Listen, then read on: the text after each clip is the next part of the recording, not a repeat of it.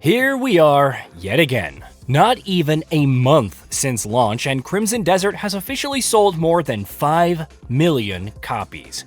Is it a more significant milestone than 4 million, aside from bigger number equals better?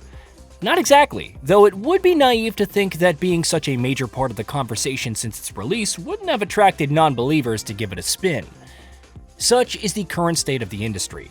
The established franchises will always have their built-in audiences. If you enjoyed a Naughty Dog game, then you're likely to check out Intergalactic, even if, according to rumors at least, it's unlike anything the studio has ever made before. It's one reason why Monster Hunter, Resident Evil, FIFA, Grand Theft Auto, and so on top the charts and become a staple of everyone's daily life.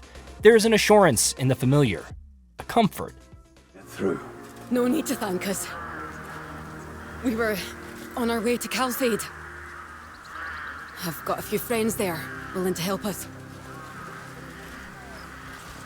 Though it really is a miracle that we're still alive. However, it's not difficult to see AAA titles that are overly produced, to the point where the rougher edges have been effectively sanded off. As much as developers stick to an established formula because venturing too far outside of it can invite several issues, both technical and design-wise, playing it safe for the sake of shareholders is also nice. Not that you can blame them too much, even if it can lead to chasing year-old trends and failing time and time again. Crimson Desert is, of course, different, because while it takes a lot of inspiration from the likes of Breath of the Wild, Tears of the Kingdom, Red Dead Redemption 2, The Witcher 3 Wild Hunt, it's, for all intents and purposes, kind of a mess. Whoa, put down the bricks, let me explain. Technically, Crimson Desert is a marvel in more ways than one. The real-time weather simulation, the water physics, all of the little details that you can discover, the sheer amount of animation that's gone into things like Dispatch Greymanes repairing a house or a bird swooping down to catch a fish is pretty unbelievable. The same goes for the combat system. I was content enough to spam R2, unleashing crows, after images and whatnot, occasionally throwing in a turning slash and some wrestling moves, before discovering infinite explosive arrows, my beloved.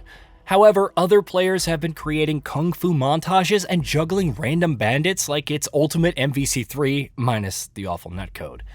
And then you have puzzles, which range from traveling to 3 different locations to turn some dials in a cave to randomly punching panels and completing electrical circuits. There's a checkerboard puzzle that I still haven't solved, and I hate that puzzle, but man, there's really no others like it in any other open world action adventure game that come to mind.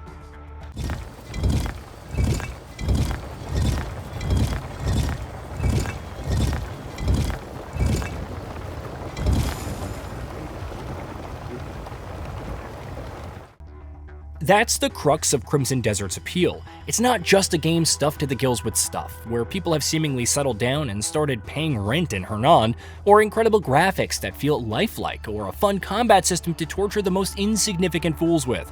For all of my previous talks about iteration and combining different systems to create something entirely new, it almost feels like the unevenness is the real goal here. The audacity of ambition. Even when everything doesn't properly slot together or feed into each other as perfectly as it would in games within the same genre.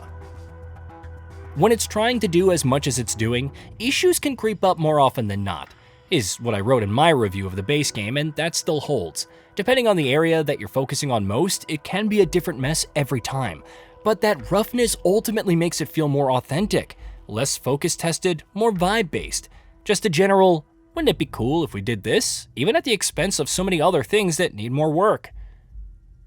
Don't get me wrong, depending on the player, that approach can quickly become despised. It's understandable because people want different things from their games, and when you're sold a bill of goods for, say, a compelling story, it's disappointing when it doesn't live up to those expectations. However, for those who enjoy exploring the world, discovering new broken builds, solving puzzles, unearthing mysteries, or just unleashing pure mayhem on crowds of enemies, it's a wild time. Then again, I don't believe Crimson Desert is successful in sales purely because it's such a big topic of its discussion, though that certainly makes a difference. It's also due to the post-launch support, which addressed many bugs and other issues, while still leaning into that wouldn't it be cool approach. Dragonfire will scour you to the bone!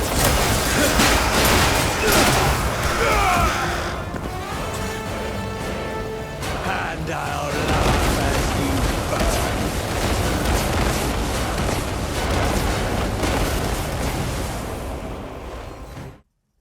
Having more permanent mounts, especially when marketing seemingly indicated they would be present, is nice. However, no one told the development team to add a dire wolf that can also fight alongside you Mononoke style. The bugs with focus to skip conversations and activate a sick boost while gliding could have been fixed without drawing much ire. But after seeing the positive reaction, the developer made them into features. Now you can fast forward through non-letterbox cutscenes at 4 times the speed.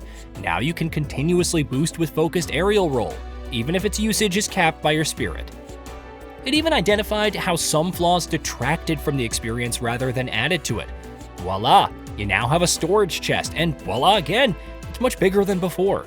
Targeting bosses is less annoying. Damiane and Unka now also have Nature's Snare and Axiom Force.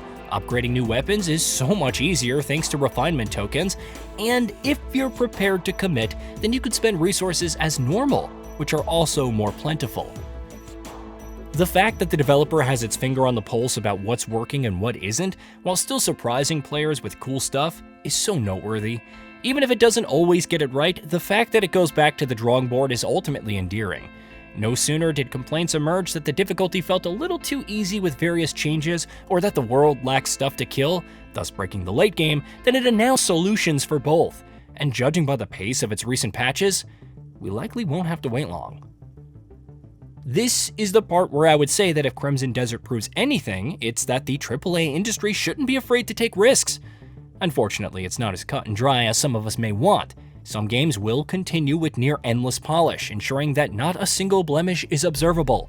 Because when you pay that much, why should you expect anything less? Why should the shareholders?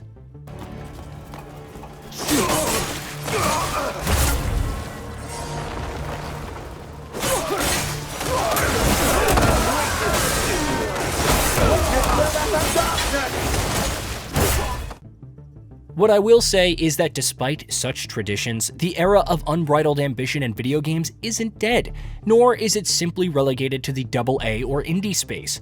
I don't see many other big-name publishers following suit, much less considering the risk, but at the very least, Crimson Desert could inspire some studios to take a chance and let their games have a few rough edges.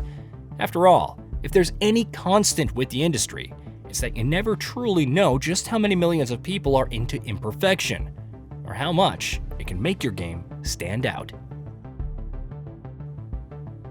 Hey, did you know that we at GamingBolt upload new videos every day? Stick around, drop a like, subscribe, and hit that bell. And let us know what kind of content you'd like to see in the future with a comment below.